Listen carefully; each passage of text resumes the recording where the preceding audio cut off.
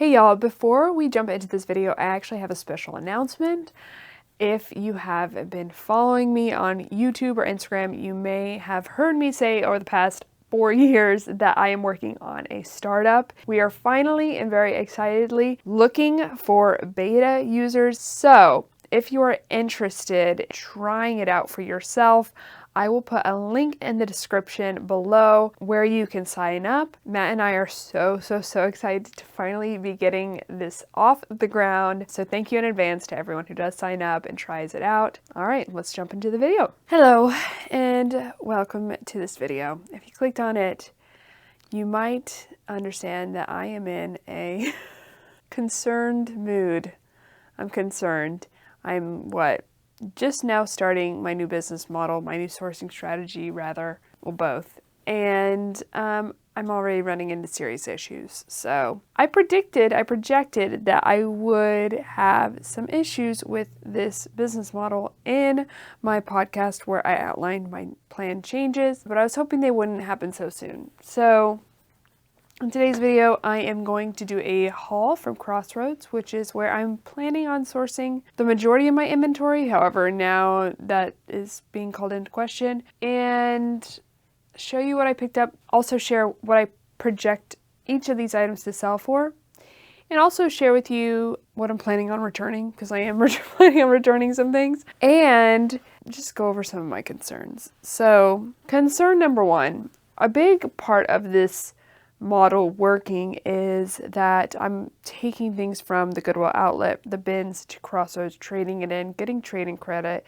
which allows me to keep my cost of goods at a manageable average cost. So I went to the bins on Friday and found what I thought were 22 decent things. I combined that with things I had taken previously, because sometimes I'll just take older things. Sometimes they'll buy older things that they didn't pick up previously, but they'll pick it up that time. Anyway, combined it with that, I took it to 2 different Crossroads, which actually, the bins and my 2 Crossroads trips took me 2 days of work time. And they accepted in total 9 things. And I got, from those 9 things they accepted, $96.75 in trading credit. Oh, no. They accepted 8 things, and 7 out of 8 of those were new stuff that I took in, and 1 was an older piece. So, which goes to show me that, I had taken the older pieces in at least a couple times and probably shouldn't have, and I'm going to no longer take those pieces in. But 7 out of approximately 20, not a great acceptance rate, and only receiving $96.75 in trading credit is not great, especially since I spent so much time going to the bins and going to Crossroads, etc. And so I actually ended up spending like close to $400 in inventory, and only a quarter of that was subsidized by bins items. So I am planning on returning some things after going home and checking comms, which is another big learning lesson for me. Don't ever buy anything from Crossroads. This is me telling myself, without checking comms first. But I did do that, and so I will be taking some things back. I'm just having a little bit of a crisis because I, luckily, as you can still see, have plenty of inventory. Did photograph and process a full rack of clothes last week, but I still have a lot of stuff to process and photograph, etc.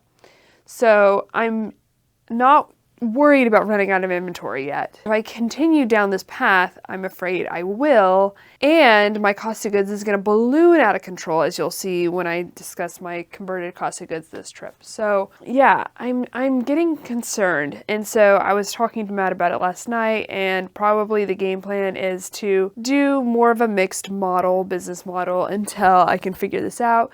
And by figuring this out, it means either getting better at what I'm picking up from the bins and having a better, trade-in rate, or I don't know, finding some other way to source high ASP inventory that I can manage my cost of goods with, or just being willing to float a really high cost of goods and just be more selective with inventory. But even then, I only picked up 1, 2, 3, 4, 5, 6, 7, 8, 9, 10, 11, 12 pieces of inventory. I'm planning on returning at least 3 or 4 of them. So I am being selective, but yeah, I don't know. It's the theory and the reality are colliding, and I am figuring this out in real time. So it could have just been a bad trip, you know, it could have been a bad trade-in, or it could have been predictive of what is to come. So we'll see.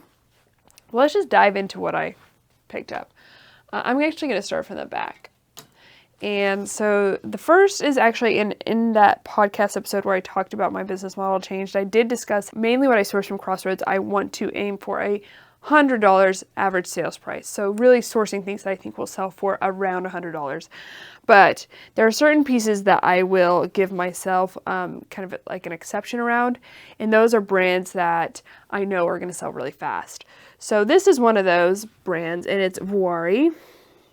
And this, I think, was actually a really good pickup. It was half off, which was surprising to me. And so it was $28.84 half off. So with my converted cost of goods, I spent $11.22 on this pair of pants. So I think based off of the comps I checked, this should sell around $40. So that would be great. That would be a really good return on investment, and if it sells like other Voari pieces that I've sourced in the past sell, then it will sell quickly.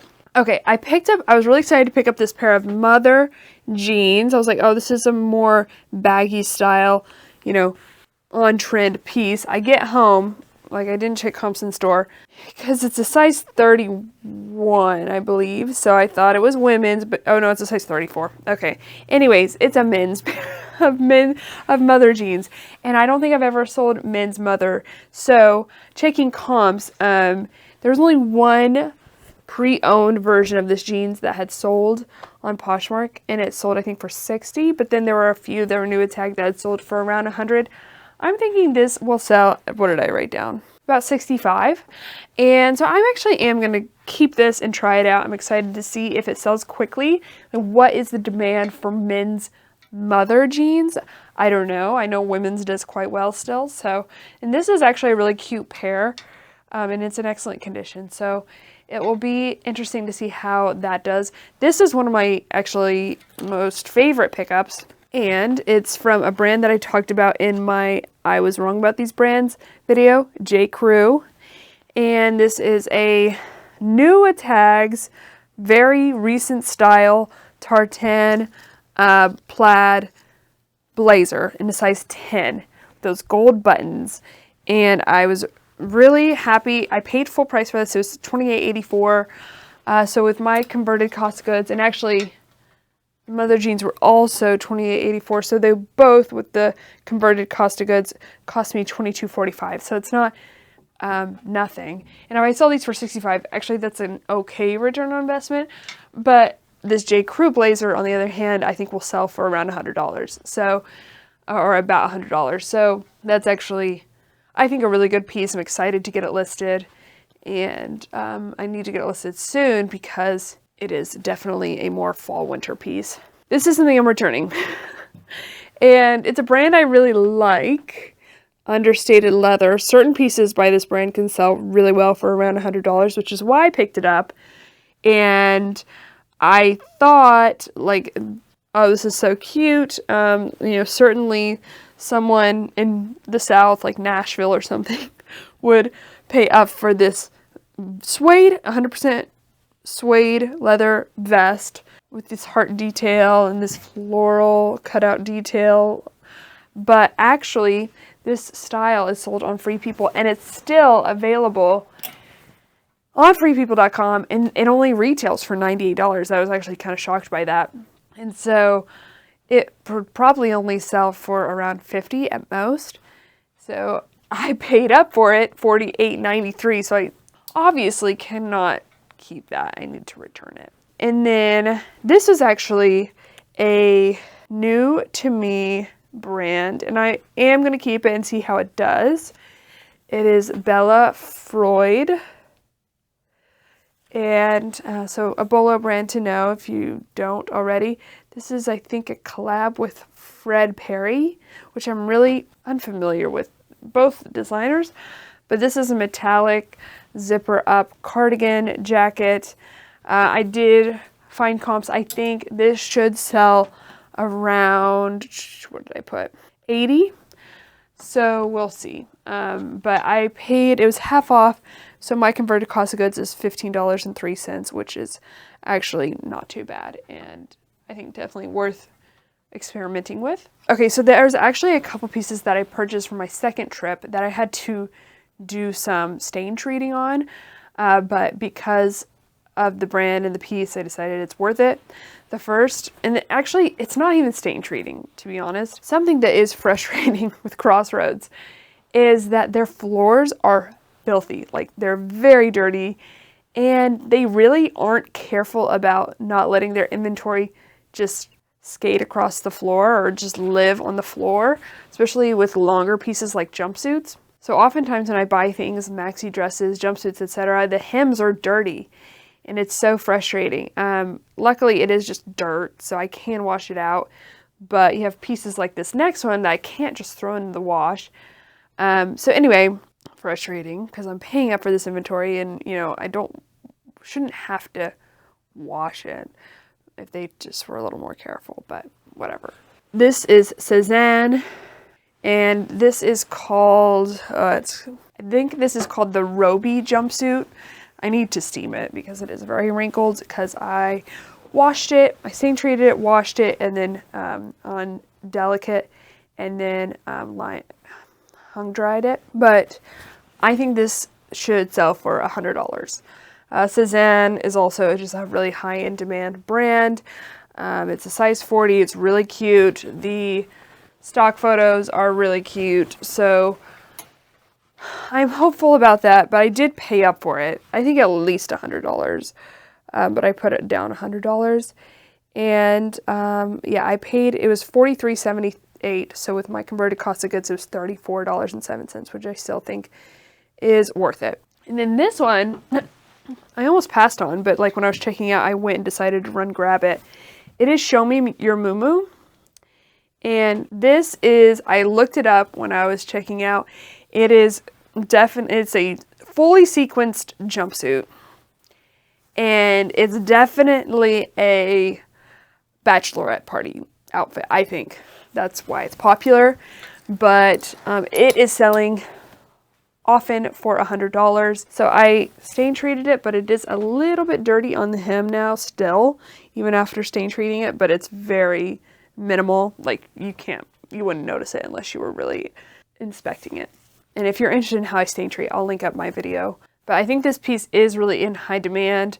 There are really good sold comps, and there's none available on Poshmark in this color and size. So it's a size extra small. So I am hopeful that it will sell really well for about $100. This next one, I'm not quite sure if I should have picked it up. It's an older style, and there aren't any available on Poshmark in this size and color, but I don't know. I don't know if this particular style, and it's kind of an experiment for me because while this would have sold really well a few years ago, I don't know if it's going to sell really well still. And this is Spell in the Gypsy. It's now known as Spell, but this is an older style, like I said, so it has the full name, Spell in the Gypsy. And it is a wrap mini dress. It is called the Lily dress. It's in this pretty kind of ombre pattern, and it's a size medium. And I project that it will sell for $75. My converted cost of goods is $26.06, so that's not great, but it's not horrible either. I think it's worth trying out and seeing how it does. However, what I am definitely going to return, I was really excited to pick this up because this is a brand I really have been wanting to sell, but I paid way too much for this. It wasn't worth paying this much for. It is Hill House. This is a Bolo brand if you're not familiar with it. It became really popular during the pandemic because they have what is called this nap dress. And essentially like a dress for taking naps in, which we were all doing during the pandemic. But I paid, I mean, here it's $56.65 is what they were charging for it. It's new with tag, it's a size extra small, and this really pretty Swiss dot fabric. but there is one listed in that exact colorway and that exact size, new with tag on Poshmark for $89. So clearly my converted cost of goods is $44.09. So I could make a little bit of money maybe, and I think I could probably sell it for about $70, but it's not worth it. It's just so expensive. I'd rather spend that money elsewhere. Also, I thought I was getting a good deal on this. This is Farm Rio, a really pretty floral toucan dress. And it's new with tag, retailed for $250. They had it marked at $66.95, but then half off. So I was like, okay, yay, it should be worth getting. I didn't check comps because it's Farm Rio, and my experience with Farm Rio has been really positive. However, when I got home and checked comps, I realized this is an incredibly saturated style. So even though my cost of goods is only $26.05, because of how saturated it is, which just means there's so many available listings in this exact style and size, I could probably sell it for $50, so it's really not worth keeping.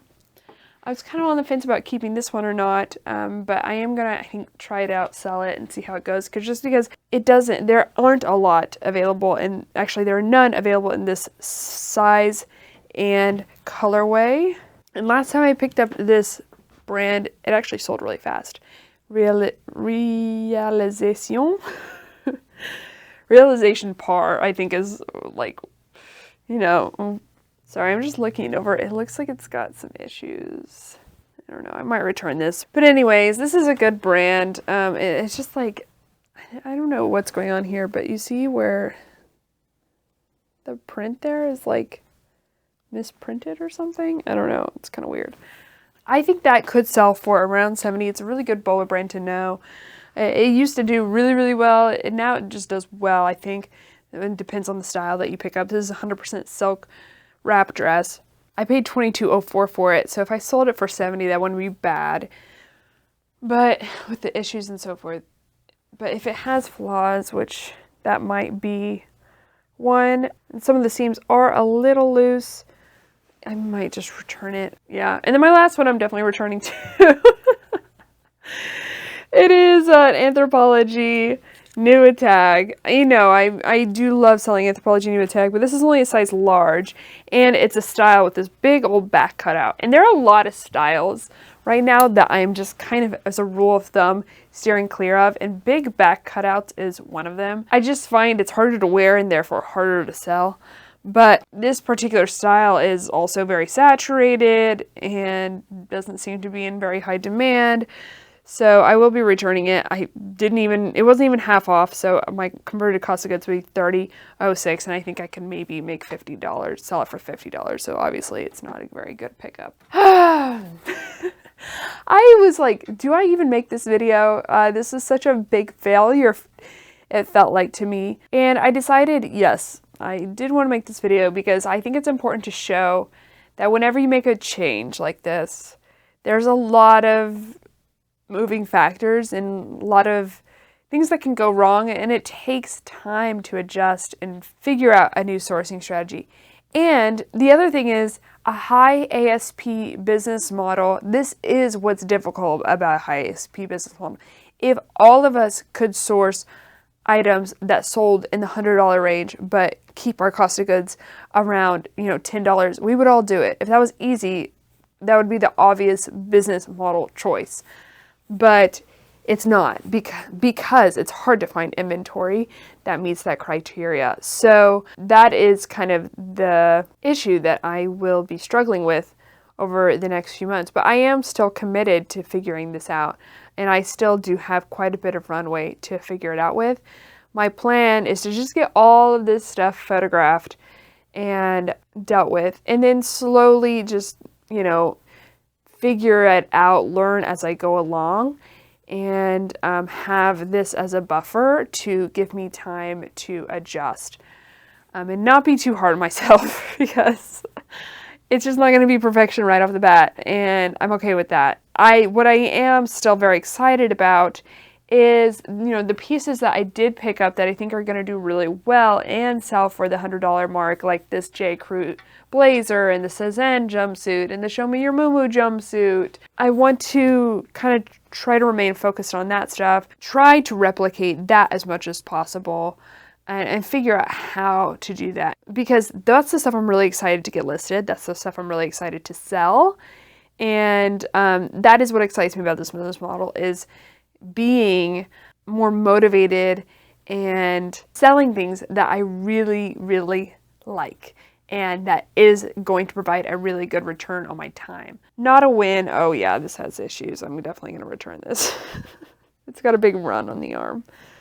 Okay, well, I'm actually going to just go to Crossroads right after this, because their return window is very short, like 7 days, so I don't want to miss it. But yeah, not a win, and a little bit concerning for me. But another thing I haven't tried really is Buffalo Exchange, so I might do that. And then I also have to figure out what to do with the inventory that they didn't accept. I'm contemplating either taking it to ThredUp or doing Mogi Box. So let me know in the comments down below, do you want me to do Mogi Box with this inventory? Like, I have a men's box ready to go, for instance, that has a Patagonia button down. Granted, it's not in excellent condition. It's in like good pre-owned condition. Mizzen and Main shirt, Theory older tag, wool blazer, a J. Crew sweater, Club Monaco pants, a Billabong rain jacket, and J. Crew sweatpants. So I don't know if that's more than 5 pounds, but that's like an example of what a Mogi box would be, and I'd probably charge like $5 a piece. So should I do that, or should I just send it to ThredUp and move on with my life? I don't know. I actually can't send the men's stuff to ThredUp because ThredUp doesn't do men's, but you get my point. It's like in that kind of general type of inventory. But yeah, a little bit of a crisis. A little bit of just a sobering moment for me in the excitement of my new business model, but we'll figure it out and we'll keep moving forward. But anyways, thank y'all so much for watching. I hope you are feeling motivated and having a good sourcing week. Let me know in the comments down below if you found anything this past week that really got you excited. I'll see y'all in the next one. Okay. Love y'all. Bye.